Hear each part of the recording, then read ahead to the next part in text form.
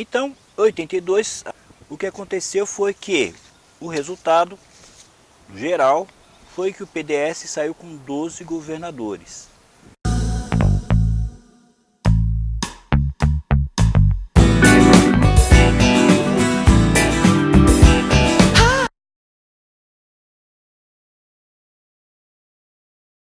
O PDS saiu com 12 governadores.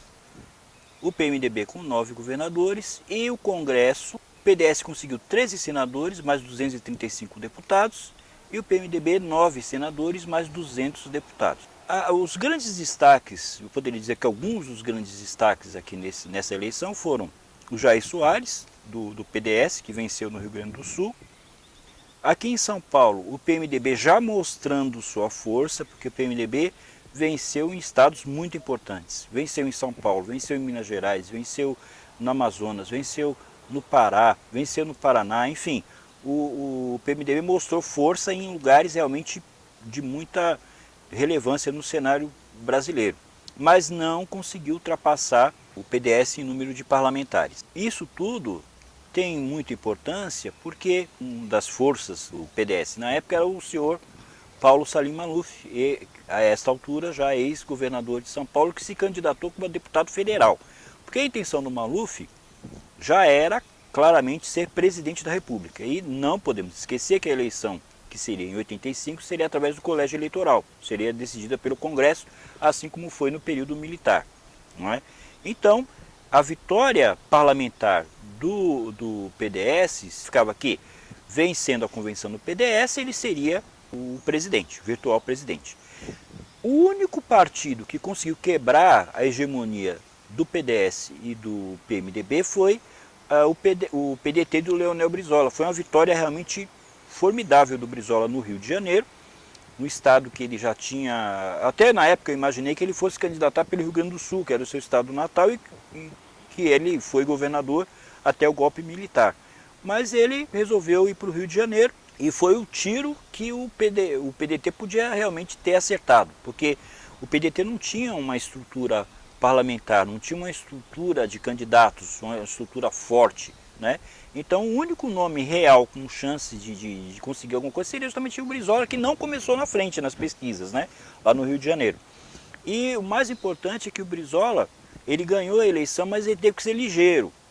Ligeiro porque houve uma tentativa de maracutaia. Proconsult, que era a empresa que fazia a parte de informática e tal, eles começaram a divulgar alguns números e tal, e inclusive chegou a ser divulgado, né, em parte da imprensa, de que o Wellington Moreira Franco, que era o candidato rival, que teria realmente vencido as eleições, e a Globo chegou inclusive, e aí onde começa o grande problema, né? O grande embate, eterno embate entre o Leonel Brizola e Rede Globo, né? Eterno problema, que a Globo chegou a noticiar que o Wellington Moreira Franco teria sido o vencedor, e o Leonel Brizola ficou em cima, através de uma denúncia do Jornal do Brasil, e acabou vencendo a eleição e acabou levando, porque se ele cochila ali, ele tomava o chapéu mexicano.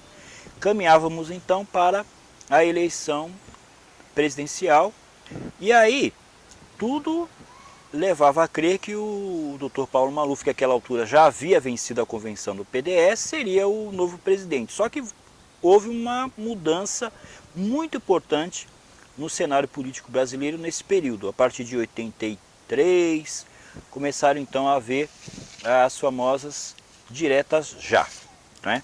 Então, as diretas já, primeira manifestação aconteceu dia 31 de março de 83, no município de Abreu e Lima, na região metropolitana de Recife. Pouca gente participou, 100 pessoas apenas, e foi organizado pelo PMDB na época, porque o que era essa campanha das diretas já?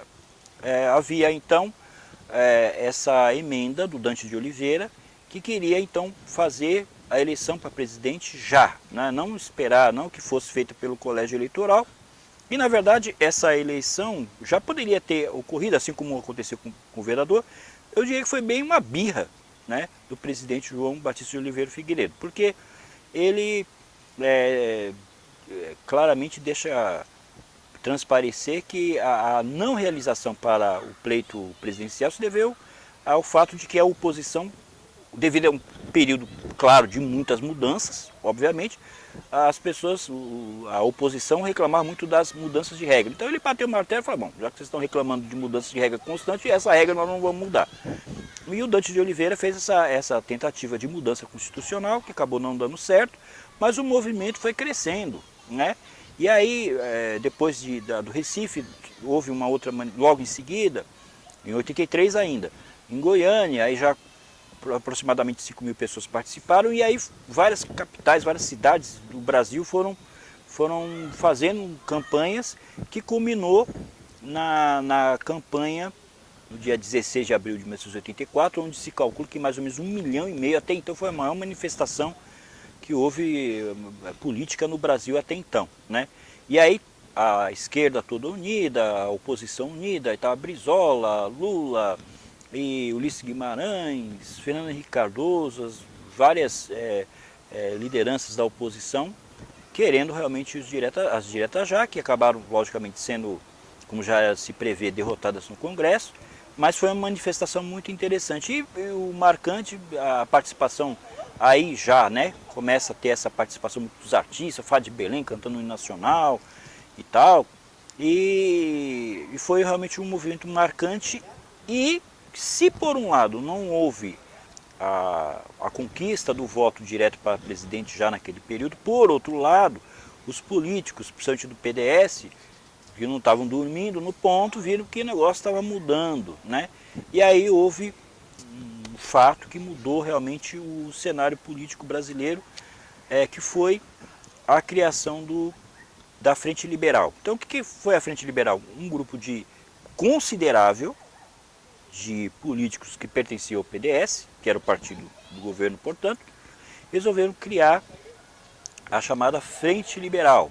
Então, políticos de peso que faziam parte do PDS acabaram saindo, e isso deu oportunidade de que essa nova frente, que depois se transformou realmente num partido, o Partido da Frente Liberal, dando apoio ao candidato que já havia vencido as convenções do PMDB, que era o Tancredo Neves, né? Essa criação do PFL, repito, vários políticos do Nordeste, todos os governadores que eram do PDS passaram para o PFL, Antônio Carlos Magalhães, aí nós tivemos José Sarney, que acabaria sendo indicado a vice-presidente nessa composição, né, junto com Tancredo Neves, Aureliano Chaves, então Marco Maciel, várias figuras de peso na política que resolveram se bandear então para o PFL. E importante ressaltar que nesse período aí de 85, 2 partidos entravam também na legalidade, né? Passavam a ser reconhecidos, né?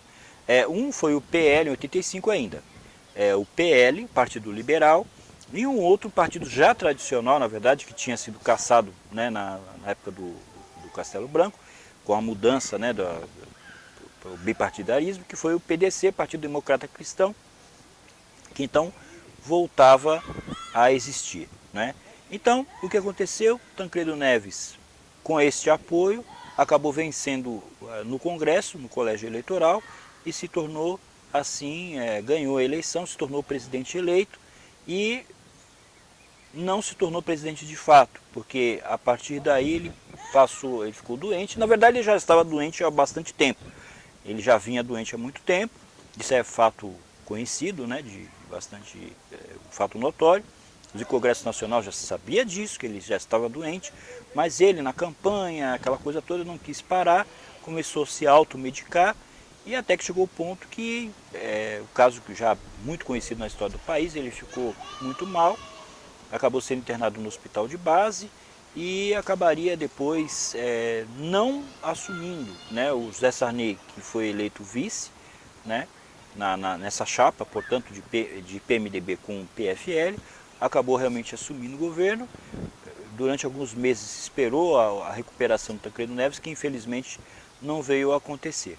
Então, portanto, Tancredo Neves eleito pelo PMDB, mas quem assumiu efetivamente foi o José Sarney. Bom, então chegamos aqui ao final do governo do presidente João Batista Figueiredo.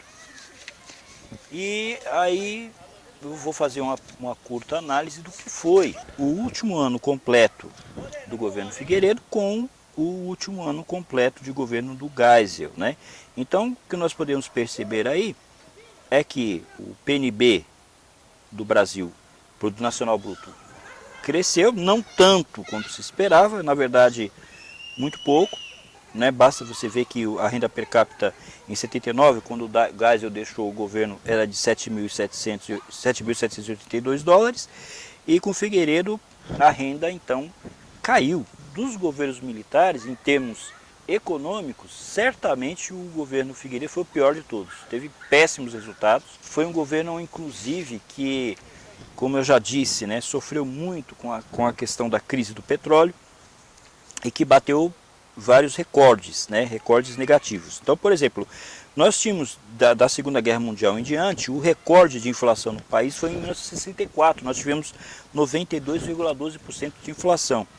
E aí, em 80, já no governo Figueiredo, portanto, nós tivemos 99,20%, depois a coisa chegou a 104,80% em 82%, depois 163,99%, ou seja, 164, praticamente 164% de inflação no ano de 83. Mas isso não é tudo, porque a coisa conseguiria ficar pior. 84, 215, acima de 215%, então vocês veem aí, foi um governo que terminou assim, em termos econômicos de forma lamentável. Mas, por outro lado, não podemos esquecer que se economicamente não foi bem, em termos políticos ele foi o grande responsável pelo fim da ditadura. O seu governo, já devo reiterar, foi um governo democrático.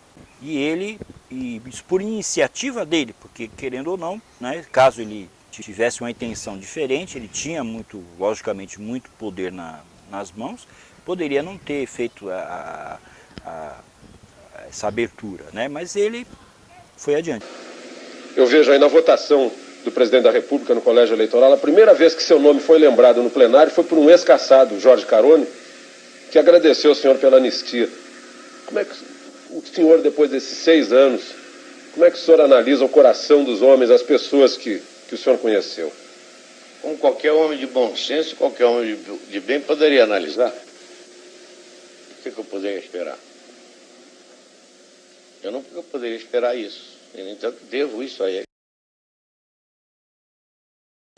Presidente, agora, deixando de lado os políticos, e a gente imaginando que aqui essa câmera está registrando a entrada do senhor na casa do brasileiro médio, do povo, povão, o que o senhor diria agora para o povão que está vendo o senhor aí?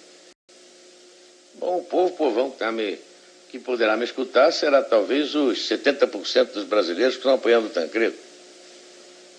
Então, desejar que eles tenham razão e que o Dr. Tancredo consiga fazer um governo bom para eles. E que eles o Dr. Tancredo consiga dar a eles o que eu não consegui. E desejar felicidade para eles. E que me esqueçam. O governo Figueiredo foi marcado por esse desgaste muito grande. E ele, a gente percebe aí, vocês veem na entrevista, que ele, muito amargurado, inclusive, uma pessoa que não terminou o seu governo de forma muito feliz.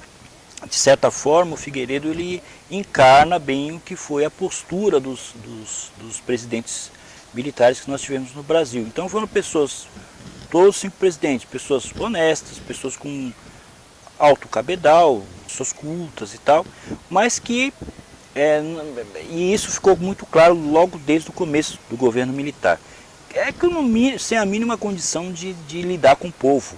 Então a realidade do qual, né, era uma, e a realidade para lidar com o mundo civil, obviamente que era totalmente diferente. Então ficou patente, né, que eu acho que os maiores problemas do governo militar foi essa falta de tato ao cuidar com a população, com o mundo civil, digamos assim.